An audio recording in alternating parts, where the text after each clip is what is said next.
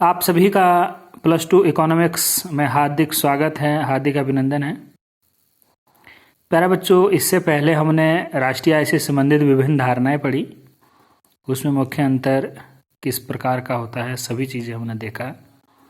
आज का जो हमारा प्रश्न है, आज का जो हमारा टॉपिक रहेगा, वह राष्ट्रीय आय की जब हम गणना करते हैं तो उसमें क्या क्या जो आइटम्स हैं उसको शामिल नहीं किया जाता है। फॉलोइंग ट्रांजैक्शन या items are not include in national income. ठीक है, जब हम राष्ट्रीय आय का कैलकुलेशन करेंगे तो हमें ये ऑटोमेटिकली हमने ध्यान रखना है। इस तरह से जब हम इसको स्टडी करेंगे 3 मार्क्स या 4 मार्क्स के लिए भी इसको क्वेश्चन पूछा जा सकता है कि राष्ट्रीय आय में क्या क्या शामिल नहीं किया जाता या राष्ट्रीय आय में क्या क्या शामिल किया जाता है, वो अलग से हम पढ़ेंगे। तो राष्ट्रीय आय में क्या क्या शामिल नहीं किया जाता है, सबसे पहला जो पॉइंट्स है वो आपके पास क्या है, राष्ट्रीय ऋण पर ब्याज, इंटरेस्ट ऑन नेशनल डेप्ट। प्रारंभिक जो धारणा के अनुसार यह माना जाता है कि राष्ट्रीय जो ऋण है वो उपभोग के लिए लिया जाता है। ठीक है, तो इसे हस्तांतरण भुगतान माना जाता है। राष्ट्रीय आय में इसको शामिल नहीं किया जाता। ठीक है, तो इसलिए आपके पास कैपिटल गेन्स एंड वाइनफॉल गेन्स, जो आपके पास पूंजीगत लाभ और अप्रत्याशित लाभ, इसको भी राष्ट्रीय आय में शामिल नहीं करता है। तो पूंजीगत लाभ होता क्या है? पूंजीगत लाभ से अभिप्राय है जो हमारी इमारतें हैं या भूमि, शेयर, बॉन्ड्स आदि में कीमतों में होने वाली वृद्धि के फलस्वरूप जो उनके स्वामियों को, जो ओनर्स को जो इनकम प्राप्त होती है उसे हम पूंजीगत लाभ कहेंगे। ठीक है, और अप्रत्याशित लाभ क्या होगा? जैसे हमारे अचानक कोई लॉटरी लग गई। ठीक है, तो ये जो भी दोनों तरह चाहे पूंजीगत लाभ है चाहे अप्रत्याशित लाभ है, ये किसी प्रकार की जो सर्विसेज या सेवाओं में कोई वृद्धि नहीं करती, इसलिए इसको राष्ट्रीय आय में शामिल नहीं किया जाता। यानी आपकी गुड्स एंड आपकी सर्विसेज एंड गुड्स में कोई वृद्धि नहीं हो रही है तो ऐसी कोई भी आइटम उसको राष्ट्रीय आय में शामिल नहीं किया जाए। अप्रत्यक्ष कर जैसे बिक्री कर, उत्पादन कर आदि। वैसे अप्रत्यक्ष कर जब हम, आपने देखा होगा राष्ट्रीय आय की गणना करते हैं अप्रत्यक्ष कर, तो मार्केट प्राइस पे हम अप्रत्यक्ष कर को शामिल करते हैं, जबकि हम साधन लागत पे अप्रत्यक्ष कर यानी माइनस नेट इनडायरेक्ट टैक्स करते हैं। ठीक है, तो आपके पास इनडायरेक्ट टैक्स क्या हो जाता है? माइनस हो जाता है वहाँ। तो हम बाजार की, वैसे जो राष्ट्रीय आय का निकाली जाती है वो हमेशा साधन लागत पर निकाली जाती है। ठीक है, तो इसको राष्ट्रीय आय में इसको शामिल नहीं किया जाएगा। स्कॉलरशिप है, इसे भी राष्ट्रीय आय में शामिल नहीं किया जाता क्योंकि इसके बदले कोई सेवा प्रदान नहीं की जाती। इसे एक किस्म से हस्तांतरण भुगतान इसको माना जाता है। इसी तरह आपके पास विदेशों से प्राप्त उपहार, गिफ्ट फ्रॉम अब्रोड, विदेशों से प्राप्त उपहार भी राष्ट्रीय आय में शामिल नहीं किया जाता क्योंकि इसे भी एक हस्तांतरण भुगतान, ट्रांसफर पेमेंट माना जाता है। Old age pension, old age pension, इसे भी राष्ट्रीय आय में शामिल नहीं किया जाता क्योंकि इसे भी एक किस्म से हस्तांतरण भुगतान, जो ट्रांसफर पेमेंट माना जाता है। अनएम्प्लॉयमेंट अलाउंसेस जो है, बेरोजगारी भत्ता, इसे भी उन लोगों को दिया जाता है जो बेरोजगार होते हैं।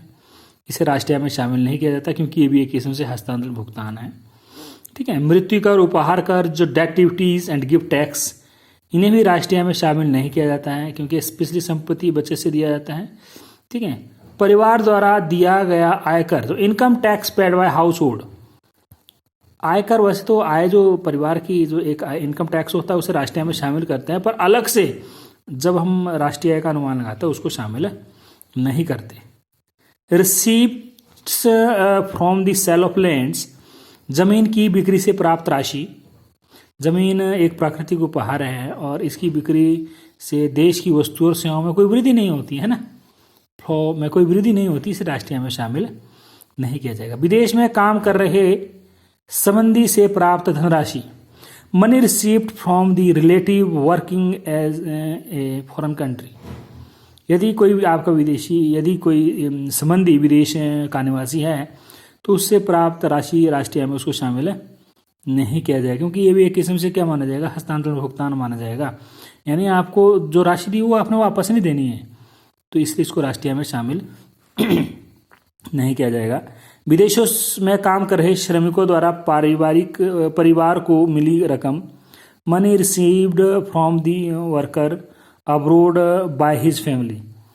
आपके परिवार से कोई विदेश में काम कर रहा है और उसको वह 1 वर्ष से कम समय हुआ है, तो उसके द्वारा जो मिली राशि उसको राष्ट्रीय आय में शामिल किया जाएगा। परंतु अगर आपके परिवार का कोई सदस्य उसको 1 वर्ष से ज़्यादा समय विदेश में हो गया है, तो उसको उसकी जो उससे प्राप्त जो इनकम है उसको राष्ट्रीय आय में शामिल नहीं किया जाएगा, क्योंकि उसकी जो इनकम है वो वहीं शामिल की जाएगी जहाँ वो 1 साल से ज़्यादा जिस कंट्री में रह रहा है। ठीक है। आधारभूत वैज्ञानिक अन्वेषण में प्रयोग की जाने वाली वस्तुएं, commodities used in basis scientific research, इसे भी राष्ट्रीय आय में शामिल नहीं किया जाता है, क्योंकि जो भी ये प्रयोग के रिसर्च के लिए प्रयोग की जाने वाली वस्तुएं होती हैं इसको इंटरमीडिएट गुड्स कहा जाता है, इसको मध्यवर्ती वस्तु कहा जाता है, इसलिए इसको राष्ट्रीय आय में शामिल नहीं करते हैं। एक व्यापारी के पास रखे स्टॉक की कीमतों में वृद्धि, increase in the price of stocks lying with A trader, इसे भी राष्ट्रीय आय में शामिल नहीं किया जाता है, क्योंकि वस्तुओं और सेवाओं में उसके उत्पादन में कोई वृद्धि नहीं हुई है। एक स्टॉक रखा है, उसकी प्राइसेस बढ़ गई, तो उससे गुड्स एंड सर्विसेज में कोई वृद्धि नहीं हुई। यानी कोई भी ऐसी वस्तु जिससे गुड्स एंड सर्विसेज में वृद्धि ना हो रही हो तो उसे राष्ट्रीय आय में शामिल नहीं किया जाता। एक फर्म द्वारा दूसरी फर्म को दिया गया ब्याज, interest paid by one firm to another firm, इसको भी राष्ट्रीय आय में शामिल नहीं किया जाता, क्योंकि ये मौद्रिक पूंजी पर दिया गया ब्याज है।